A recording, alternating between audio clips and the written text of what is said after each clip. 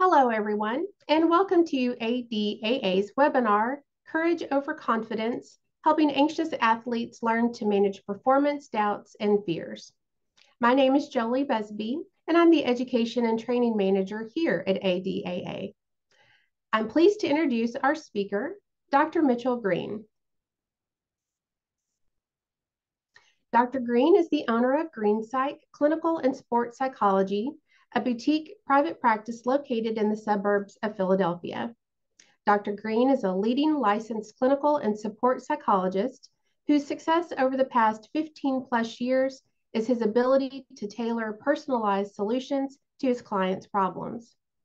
Dr. Greene works primarily with athletes pursuing high performance goals or coaches in athletic departments looking to educate their student athletes on mental health and performance enhancement strategies. Dr. Greene speaks nationally and internationally on topics ranging from peak performance strategies to anxiety management skill development for student athletes. Dr. Greene is the author of a new book titled Courage Over Confidence, Managing Mind Chatter and Winning the Mental Game, which is available on Amazon. And now, Dr. Greene, I will pass the presentation over to you.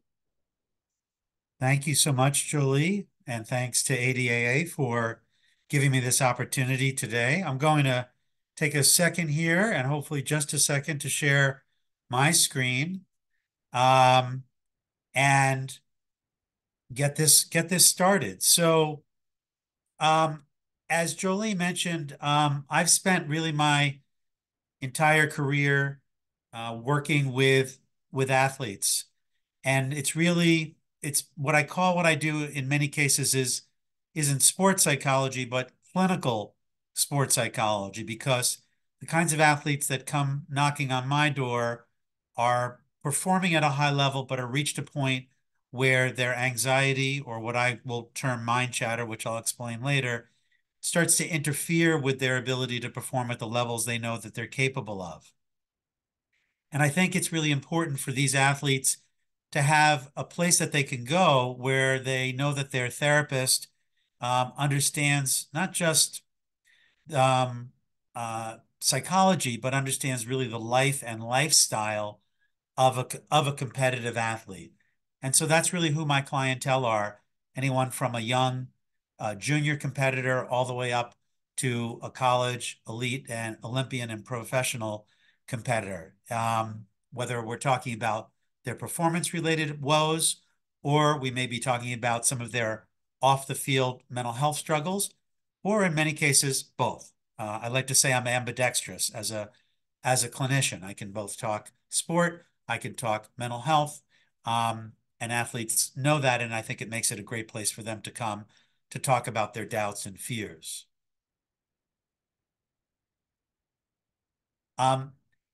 It's important to appreciate that the lives of athletes and the competitive athletes are unique.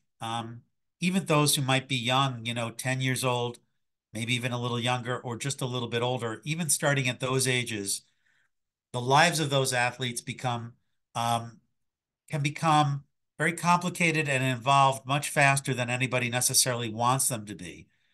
Parents, and if you're a parent out there listening, often feel a lot of pressure for their kids to be involved in youth sports, not just maybe on one team, but maybe on several teams.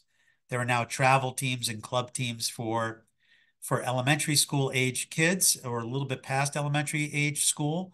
So parents are finding themselves, if they want to get their kids involved and they want to help have them be able to keep up with their performance gains, they don't want to not sign them up for opportunities that can help. So the athletes often start very young, having very much a strong identity as an athlete. There are plenty of other things that they're capable of doing, but the athlete identity can get formed at a very young age.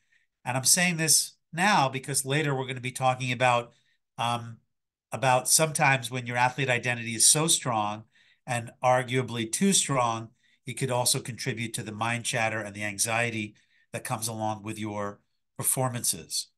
So youth sports right now is a gigantic billion-dollar business, between travel expenses, hotel expenses, signing up for your teams, getting all the equipment that's needed. And of course, now there's rarely off seasons for a lot of my competitive athletes or your sons or daughters who are competing. There's often around the clock competition, around the clock involvement in sports, and much less downtime. Again, all of this I'm saying in the context of some of the reasons why we're seeing such a spike in anxiety. It's also the case that social media plays a role in this, and perhaps we'll touch on it later, because you're not just playing and hoping your Friday night game goes well. It's being live streamed. Certainly when you get to the high school level, it's being live streamed. So not just your parents could watch you play and your grandparents could watch you play, but people across the country can watch you play. And again, another reason why we're seeing a contribution of so much anxiety in our young people, particularly in our athletes. Before I go on, I should also say the benefits of sports, of course, are immense. Being able to set goals, learning how to work hard to reach those goals, being part of a team environment, learning to take coaching, getting feedback from coaches, learning how to be a good sport, learning that you're not going to always win, working on perfectionism. Of course, there's so much strengths to working in sports and to being an athlete, but there's also this other side that we're going to talk more about today. One of the areas that I think that's important to appreciate about why we see so much anxiety in our youth in connection with their competitive sport life, this slide maybe gives a good breakdown of that. If I compare school, and let's just pick tennis as the example, which is where most of these kids are spending their daily lives. They're either in school, and if they're not in school, they're on the court, they're on the field, they're in the pool. If they're not on the court, on the field or in the pool, they're going home and they're trying to get work done for school the next day. So it's a big part of their lives if I just put these two up there. So in school, if you obviously go to school, you get your homework done, you review what you need to review for the test the next day, you're asking the teacher the questions that you have. When it comes to taking the test, many, certainly not all, but many of the young, bright, hardworking athletes and students that I talk with, they kind of have a sense of how the test is going to go. They kind of have a sense if they put the work in or if they don't put the work in, that they're going to do well, or conversely, not well if they don't really put any effort in. Unless the teacher is really messing with you, the things that are on the study guide, the things that he or she has reviewed in class, generally speaking, are going to be on the test, and you feel like you have some preparation. And if you need to stay up late to study for it, you could stay up late. No one's going to stop you. When you're taking the exam, it's not like somebody's trying to write their answer down before you write your answer. It's not competitive in that sense of it. So there's a certain degree of certainty, in other words, in terms of the outcome in a school environment, and generally speaking. On the tennis court, or it could be the squash court or the lacrosse field or in the pool. Similarly, you have to go to practice just like you would go to school. You have to do the drills just like you would do your homework, work on your fitness, ask your coach questions instead of your teacher the questions, and then you go and play your match. But here's the difference that I think is really edifying for a lot of players and for a lot of you parents out there. It's not the same. It may look the same in so many ways. You put the work in and you kind of spit out a result. But the difference in sport is there's just so much more uncertainty. There's so much less that you can account for. For example, you have somebody on the other side of the net. Just as much as you're trying to get your result, they're, of course, trying to get the same. Of course, there could be, in different sports, there could be a bad call by a ref. There could be a crowd yelling from the stands, "What are you doing out there?" and screaming instructions at you or against you. You could be working well with your teammates, not with your teammates if it's a team sport. The point is, because there's so much more uncertainty as to what the outcome is going to be, generally speaking, in sports, that's partly why we're seeing so much more anxiety, generally speaking, in sports than we do in school. That doesn't mean kids don't have school anxiety and don't have test anxiety. They may, but you may find, as I find, a lot of the kids say to me that their test anxiety doesn't even compare to the kind of anxiety that they're going to see out on the tennis court or out on the baseball diamond. And that's because there's so much uncertainty. And because there's so much uncertainty, I need my athletes to be prepared for it. oftentimes, and understandably, both parents and kids go onto the field and kind of think, well, I had a good week of practice. And again, practice doesn't have as much uncertainty. You're kind of running your drills with your teammates. It's quite all familiar on your court or your field that you walked to school from. But again, if they're in the sport domain, they need to have a plan for the fact that there's going to be uncertainty and have less control over what the result is going to be. It's going to be much harder to be confident. And so what I teach and what I wrote this entire book about that came out last year called Courage Over Confidence, Managing Mind Chatter and Winning the Mental Game, is about how to now prepare for the fact that sports requires this very unique and different mindset. I've told you a little bit about mind chatter. I've mentioned the term mind chatter. So listen, guys, mind chatter is my term for what you might think of as anxiety or fear. I have found, though, that this term chatter really kind of evens the playing field for a lot of kids. And by that, I mean, it's not a very labeling, it's not a very pejorative, it's not a very pathologizing term, mind chatter. And the reason I've went with it and put a whole book out on it is with that as the name and that as the title, is because I found very early on kids would come back even before I told them like too much about mind chatter. They'd come back and say to me, "Oh, doc, my mind chatter is really loud," or "My mind chatter is doing this," or "It went away after I scored a first goal." And I really realized it's a term that sticks and therefore a really handy language that you can use with your kids. Kids can use with their coaches. Coaches can use with their kids. Teams can use. And that's certainly what I'm seeing from the work that I'm doing. So I define mind chatter as the conversation that we have with ourselves that is full of doubt, second guessing, and negative thinking. Mind chatter is the conversation we have with ourselves that's full of doubt, second guessing, and negative thinking. And I explain to the kids and the parents I work with, just as I'm explaining to you today, if you want to understand why your child's having so much anxiety out on the field, well, mind chatter shows up for two reasons, and game day reflects these two reasons. One, there's a lot of uncertainty. That would go on the line number one. And two, it shows up when there's a lot at stake. So, for example, in a typical practice week, a stereotypical practice week, kids generally don't have as much mind chatter than they do on the weekend performances in the weekend games. They might have some chatter in practice. It's certainly possible, but not compared to the chatter they're going to have on Saturday at the big game because, of course, they don't know how they're going to play. Nobody does. They don't know how the defense is going to play against them.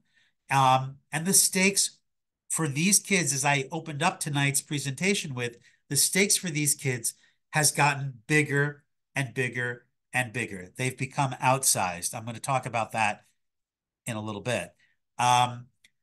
So chatter shows up for these two reasons and always under these two conditions. I teach the athletes that I work with, and I want to teach you who are listening today, that it shows up for good reason. It's there to protect you. I go through some examples when I work with athletes and with parents about it showing up to protect you. I'll quickly do a quick example, a non-sport example that helps drive the point home. I'll say to an athlete or the parents of an athlete, if I was going on a walk with you, on a hike with you through the woods, an hour-long hike, and halfway I said to you, listen, I'm getting starved here. I know we got about another 45 minutes or a half hour left. I'm just going to grab these raspberries from that bush over there, and I'm just going to chow them down, and I feel I'll be good and ready to go. And you might say to me, Doc, those look like raspberries, but I'm not so sure that's exactly what you're going to be eating there. They could be, they couldn't be. And right in that moment, the point is my mind chatter will start to pump out messages to me of doubt, second guessing, and uncertainty. No, I'm sorry, doubt, second guessing, and negativity. Why will it start to pump out these messages to me? Well, the conditions have been met. I don't know what's going to happen. There's a lot of uncertainty. And there sure is a lot at stake if I wind up eating berries that are toxic or poisonous. So in this case, I want you parents out there or any students who are or student athletes who are listening to appreciate in this case, Thank goodness I have mind chatter and you have mind chatter. Why? Thank goodness we have a mind that jumps in and says, hey, danger, danger. You could physically get hurt here. That could be the end of you if you just decided you were just going to eat whatever it is you want to eat when you want to eat it.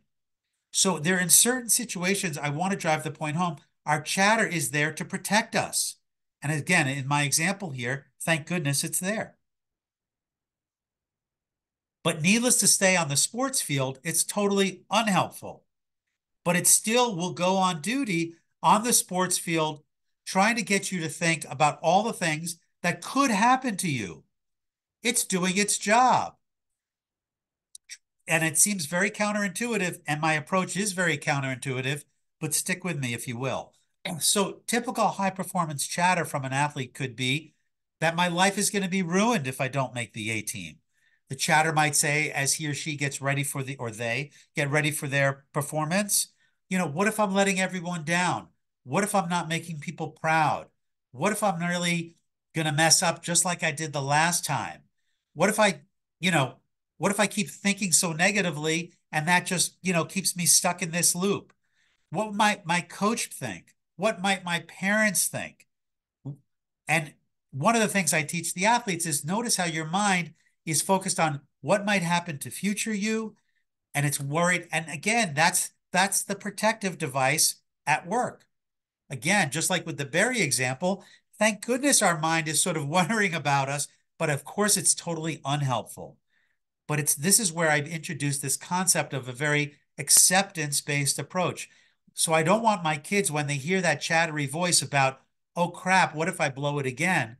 Instead of going, oh my gosh, I can't believe I'm thinking that again, I'm beginning to teach them a different approach, which gives them space to what I call make room for chatter.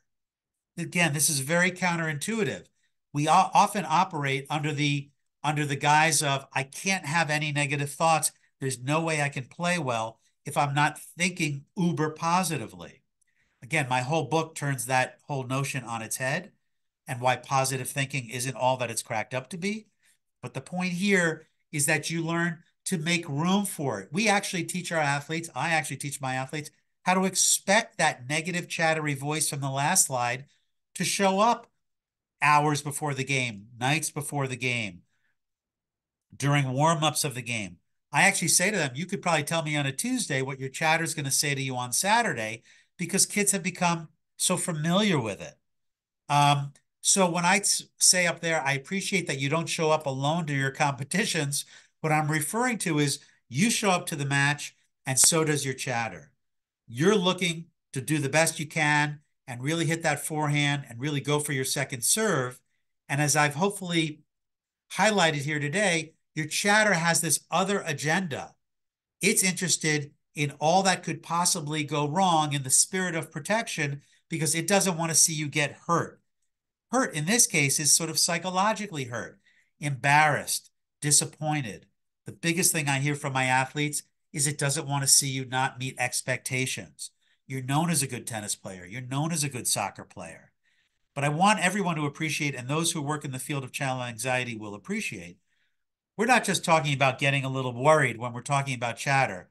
People are coming to see me as a clinical and sports psychologist because they appreciate that their chatter is predicting not just that they're not going to play well and maybe make a mistake, but that they maybe get like they'll never play well again, that they'll never reach their goals ever, that nobody will ever be happy with them, that they suck so totally that they might as well decide it's time to quit. And if you think this is just amongst the youth players of today, you're wrong. There's many, many professional athletes that I work with and those that I don't work with who are publicly talking about the fact that they worry sometimes that they suck. Michaela Schifrin is an example from our Olympics where she's very open and forthright. I love Michaela Schifrin for lots of reasons. She's the most talented skier we have in maybe history. And she's very open about her performance fears that have her at times performing below her potential, even in the biggest moments, because of her chattery voice. So the approach, instead of resisting it, is allowing it. We even have some fun with our athletes, teaching them how to thank their chatter for sharing. We actually have them welcoming it in and appreciating that it's going to be part of the show, part of the competition picture. We wish it wasn't, but it's there, and we can learn maybe how to manage it instead of trying to pretend that it's not going to be there and that we can't play well with it. I try to teach my athletes that they could have this level of performance, a high level, even if their chatter is also spiking for them. There's lots of ways we go about it. We had one example from one of our Olympic athletes, a mogul skier. She would get to the top of the lift and tell her chatter to wait over there and watch her do what she does. In many ways, she sort of gave chatter a job to do, which is, again, fits with our approach. He was working with one of our clinicians here about making room for it. So we're changing the relationship you have with your doubts and fears. Instead of resisting it, we're allowing it. Doesn't mean you're still not nervous, but hopefully it removes that top 15, 20% of, oh my godness, that makes you feel like you're never going to perform well. There are other steps to that process, and those, I hope those of you who are interested can follow up by reading the book or reaching out to me. But I want to kind of sum up this approach to anxiety management for athletes this way. I tell my athletes, when your mind chatter really is barking in your ear the way I know it can bark, it's really hard to be confident. And the more you look for confidence, in some cases, and for parents out there, the more you tell your athletes you should be confident, I really think you should be confident, the worse they feel. And I want parents now to appreciate that they need to also think about different language. Instead of telling your kids to be confident, I'd rather you, and in fact, I don't teach my kids that I work with how to be confident. I say, you don't need to be more confident. I want to help you learn how to manage your doubts. So parents out there, let's not talk to your kids about being more confident. Maybe you could acknowledge for them that you appreciate that their mind chatter is on duty. And you could be saying to them, hey, I get it. Even though it doesn't even seem like an important competition this weekend, I know how mind chatter works, kid. I understand it goes on duty. It's always thinking the worst. I think then your kids might feel gotten in a way that maybe they're not feeling gotten from you as the parent, because all I know is you want to support them. And what I teach kids is really when this is what's going on, it's really more about courage than confidence. And I actually trademarked this term, courage over confidence, because kids have really connected to this idea that what we're talking about really when that nerves are clicking in and you're not sure whether you want to go to the goal because you're afraid you might lose the ball again, we're really talking about being courageous, because you can't be courageous by definition except in the presence of doubt and fear. As I put here, fear always precedes courageous action. So we begin to look at this chattery, anxious stuff our kids are managing and dealing with. And instead of going, woe is me, we're now seeing this as an opportunity for them to be courageous. And that becomes a very interesting conversation with kids that they've never had before. They've never thought of it that way before. And we'll talk about, what does courage mean to them? Who in their life has been courageous? Who could they summon up in their mind who is courageous, whether they're an athlete or not? It could be Uncle Joe. It could be their dog who's battling an illness. Well, anything that kind of gets them into this mindset that courage is something where they maybe have some choice over, where whether you're confident or not isn't really your choice. It just comes and it goes. It's not like a commodity you can just buy at a store, or a light switch that you could just flick on or flick off. But courage is something you can practice. And courage, and we begin to visualize together, we begin to plan together what courage might look like. And so it takes courage after the ball's gotten taken away from you to go back to the goal and get after it and try to shoot again. And one of the things that we're not diving too much in here today, because it's a little bit too much what we call inside baseball, a little bit too much of the fine details, but there's a whole chapter in my book, and I dedicate a lot of time teaching kids how to set certain types of goals. A lot of times it seems like they're setting goals that are helpful, but goals that say, like, I want to just win, I just want to play well, I just don't want to screw up, those turn out to be poor goals for an athlete. Hoping I play well isn't going to help you play well. And again, hoping I play well, hoping I don't screw up. A lot of these things are focused on the outcome of the match. We talked a little bit earlier how the chatter is worried about the outcome. It's worried about what could go wrong. It's worried about how you might fail based on the results. So the types of goals we teach athletes are much more controllable goals. I call them action goals in the book. The actions that they can take. So when they're going to the goal, even though they lost the ball last time, where do they want to be thinking and where do they want to be focusing? Sometimes it could be something a little bit technically. Sometimes you guys might be imagining, yes, we're talking about breath work and getting their bodies to calm themselves down a little bit so they could even think straight. Um, um, so it would be it would be having the courage to take those courageous actions about how they want to play the game, even though they might have a voice telling them they can't do it. But when they learn that that voice is going to be there, that they don't actually have to have these conversations with that voice, they don't even have to interact with it. They could go, here, you got you, and then learn how to focus. And again, the piece I want to end up in here, what this teaches these young athletes, these young anxious athletes, and not so young anxious athletes, is they're not wimpy for having all this chatter. They're not cowards because they have a voice that says you can't, and what if you blow it? I could have this gigantic offensive lineman in my office who's 300 pounds thinking he's cowardly or wimpy because he's like, I'm a badass. I should be getting over all this negative stuff. And I teach them that it's far from the case. And it's one of the big mental health initiatives I have is I want these kids people, not necessarily kids, to see there's nothing wrong with them just because they are having a chatter that goes on duty. I teach them it makes sense. Of course, it goes on duty. It goes on duty amongst the best in the world. I'll tell them I was at the Olympic Games in 2016 working with athletes. When you have USA across your chest, there's a whole lot of uncertainty and a whole lot of high stakes. Those athletes were as chattery as anyone else, throwing up before competition, some of them.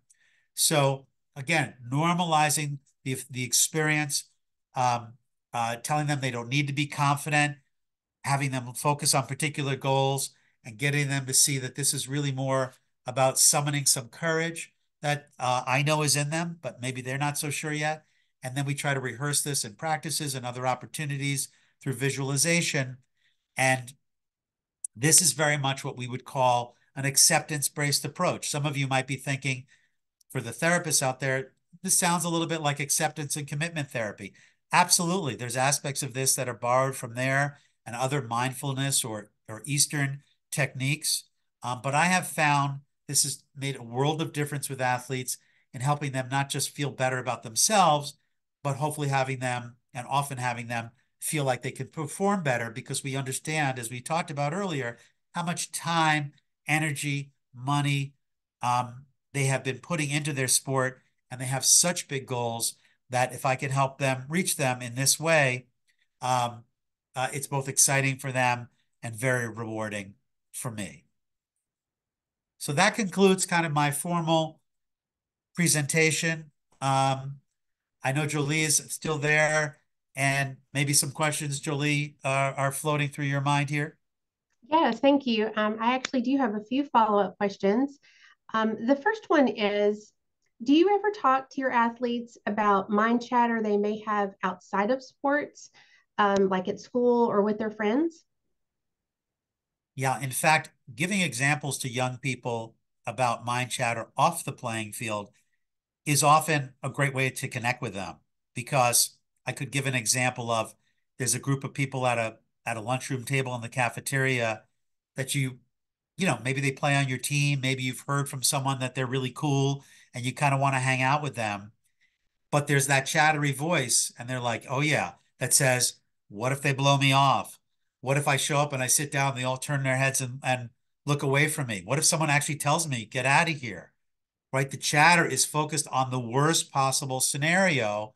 And it takes a whole lot of courage to say, you know what, I'm going to go up to those guys and I'm going to kind of sit down, maybe not say too much at start. And here's my strategy. And I might go over a strategy with them. And again, it doesn't guarantee that those kids are going to say, hey, I'm happy to be here. I'm so glad you came by. But I would rather that, and they would rather that sometimes if I can convince them than live with this doubt that they can't do certain things that they really can do because their chatter is telling them that they can't. So that's a great question. Thank you. So to follow up with that, What do you think makes this approach that you use so helpful to athletes? Yeah, I think the piece that makes people uh, is makes them feel normal. I think that's the biggest piece of it, which is when I say to an athlete, sometimes I could picture someone sitting in a chair here in my office, and I said to her, "You're normal. You've just got a chatter that goes on duty at the first sign of trouble." I could see her shoulders drop. I could see the relief on her face, because a lot of young people and not so young people walk around thinking there's something wrong with them because they have trained their butts off. They have done the extra work. They've not only trained after school, but they're up before school. They're doing all the work in the weight room, and they're like, why can't I do this? Why can't I just be more confident? So when I can kind of explain that all to them, I think that's the most powerful part of the work that I do. Thank you. Well, the last question I have for you is about social media. Do you think social media plays a role in young athletes having so much anxiety and mind chatter? I do. As I mentioned, I think earlier, and I'm glad you're asking, I don't think it's the only reason that kids are so chattery these days. We've talked about the professionalization, in many words, of youth sports, and the machine and the specialization. Um, yes, for my chattery athletes, social media is an absolute trigger, and we'll try to get as many athletes as I can to delete their social media off, delete the app for the time, let's say the week or two leading up to into an important event. The pros will do this as too. LeBron James talks about getting off of social media before the playoffs or when the playoffs start. Um, because they wind up reading too many comments or reading too many things about their competition, digging into who their competition has played and whether they've beaten these people that their competition has beaten. And before you know it, you've lost the match before you even showed up to the court. Um, so there is a role for social media that for a non-chattery athlete is fantastic. For some athletes, watching highlights of other of their competitors gets them fired up, makes them want to run through a wall. But we're talking about anxious, chattery athletes here. And for those anxious, chattery athletes, if you're not talking to them about their social media usage, how they use it, when they're using it, what they're using when they're on it, um, then you're really not doing a full job. And many of the athletes will agree it's not helping. It's probably only hurting. And so then we try to kind of figure out a way we can get them to minimize it. Well, thank you very, very much. Um, I really appreciate your insightful, the expertise that you presented today. That's the last of my follow-up questions, so I will conclude this webinar. I'm going to share one last screen for our viewers.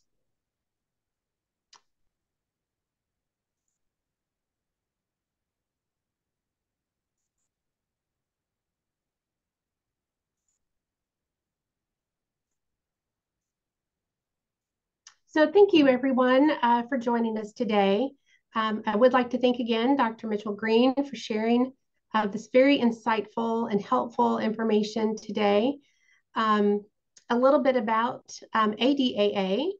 The Anxiety and Depression Association of America works to prevent, treat, and cure anxiety disorders and depression through the alignment of science, treatment, and education. We invite you to explore our website at adaa.org for additional webinars and blog posts, ADAA self-help books and publications, and you can subscribe to our free monthly e-newsletter, Triumph. There are also many other resources, so please take the time to take a look around at our website. Thank you again so much for watching. We'll see you next time.